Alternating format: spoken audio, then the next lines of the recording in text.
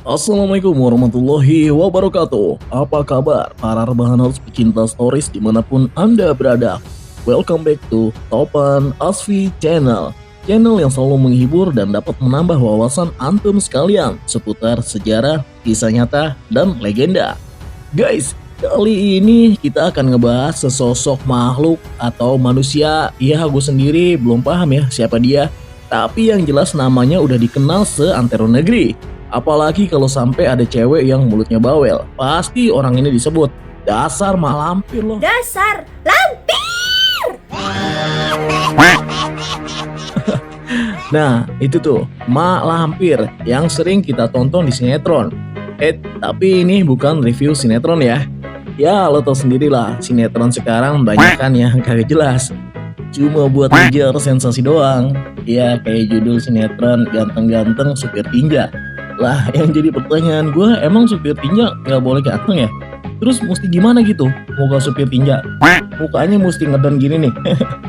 Oke, Bu, WC mana yang mau disedot, Bu?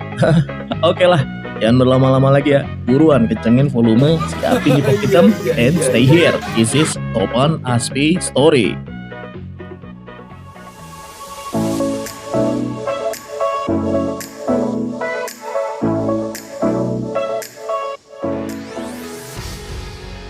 Kisah Mak Lampir menjadi terkenal di seluruh dunia karena diangkat menjadi sinetron di salah satu televisi nasional di Indonesia dengan judul Misteri Gunung Merapi.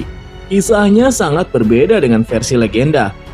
Namun nama Mak Lampir kian terkenal di masyarakat seluruh Indonesia bukan hanya dari Jawa saja.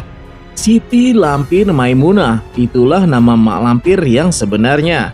Ia mempunyai guru bernama Nenek Serintil. Nenek Serintil merupakan guru yang sakti mandraguna dari aliran hitam anggrek jingga. Banyak yang salah menduga kalau Mak Lampir hanya melegenda di Gunung Merapi di Yogyakarta. Padahal legenda Mak Lampir sendiri adalah sebuah legenda atau cerita yang berasal dari Gunung Merapi di Kabupaten Agam, Bukit Tinggi, Sumatera Barat. Dan kemudian diadaptasi di Jawa karena di sana ada Gunung Merapi. Namun banyak versi lain yang diragukan keakuratannya karena telah disesuaikan dengan daerah-daerah tertentu. Legenda Mak Lampir ini juga sangat berkaitan dengan legenda 7 manusia harimau yang juga berasal dari Sumatera Barat, sebagian provinsi Bengkulu dan Lampung.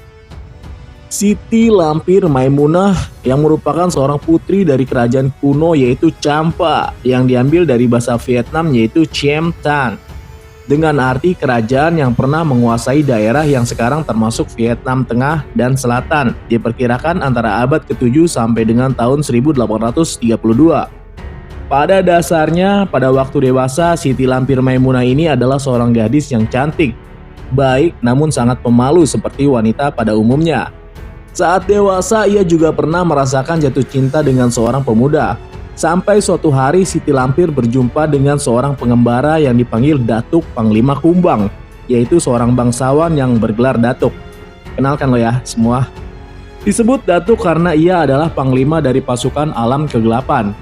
Saat itulah cerita pertama Siti Lampir jatuh cinta kepada seorang pemuda yaitu Datuk Panglima Kumbang yang tidak ada tahu siapa nama asli pemuda itu. Wah, kayaknya ganteng juga tuh Pangeran. Boleh kita PDKT, asik. Namun yang jelas sang pemuda juga diam-diam suka kepada Siti Lampir Maimunah, namun tanpa sepengetahuan sang putri.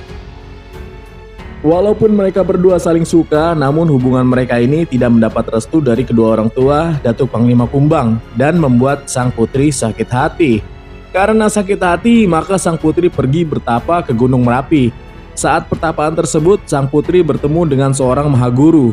Guru tersebut banyak sekali memberi ilmu hingga sang putri sakti mandraguna tanpa tanding. Putri tersebut lalu mendapatkan sebutan Mak Lampir dari warga sekitar gunung yang ketakutan mendengarkan namanya. Di sisi lain, walaupun tidak mendapat restu dari orang tua Datuk Panglima Kumbang, Mak Lampir tetap saja mencari pujaan hatinya tersebut. Akan tetapi ia tidak pernah bertemu. Hingga pada suatu hari Mak Lampir dan Datuk Panglima Kumbang akhirnya bertemu, namun mereka bertemu dalam medan pertempuran. Dan sayangnya Datuk Panglima Kumbang tewas dalam pertempuran tersebut. Mak Lampir sangat menyesalkan kematiannya, terlebih ketika ia mengetahui jika Datuk Panglima Kumbang juga mencintainya.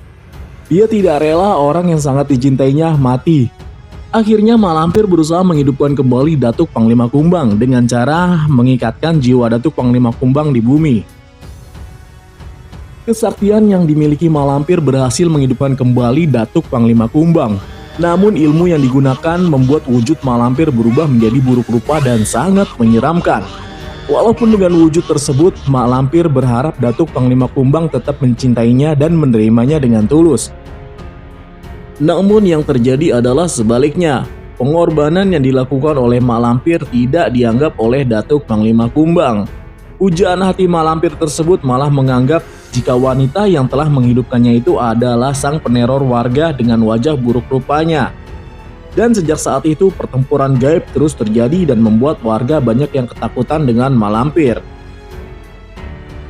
Guys, disebutkan dalam literatur lain yaitu Malampir yang berumur sudah ratusan tahun memilih pindah ke Pulau Jawa.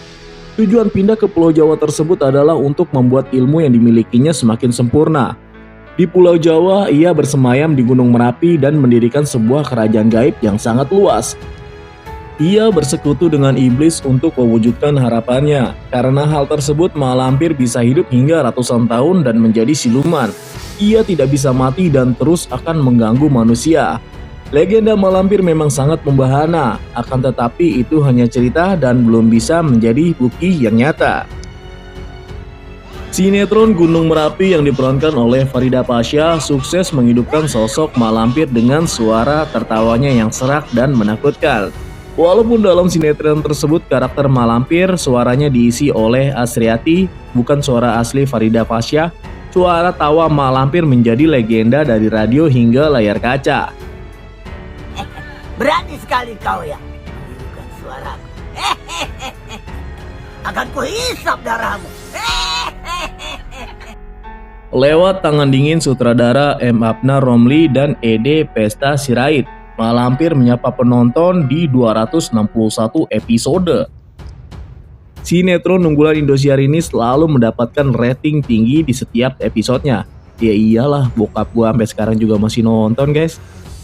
Ya, itulah guys sedikit kisah tentang perjalanan Malampir. Buat lo yang belum tahu, mungkin bisa sedikit menambah wawasan ya.